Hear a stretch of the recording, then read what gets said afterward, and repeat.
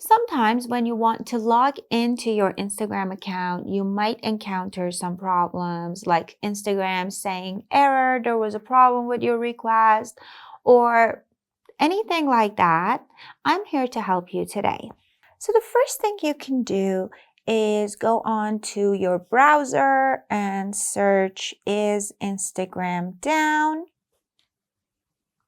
And if you click on the first website that pops up, you will see this diagram which shows outages report of the Instagram website. So here, the servers of Instagram might be down, and if that happens, you just need to wait a couple of hours and then they will be back to normal. And if that doesn't work, you could either go to App Store to update your Instagram, or a better way would be to go to Settings and General and iPhone Storage.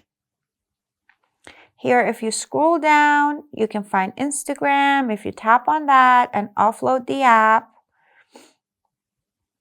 it takes a couple of seconds, and then you need to reinstall the application. Remember, this does not remove any of your information. It will just remove the cache of that application, delete the application, and reinstall it. And if you're not using an iPhone, on an Android device, you can just delete the cache of that application and delete the app and reinstall it.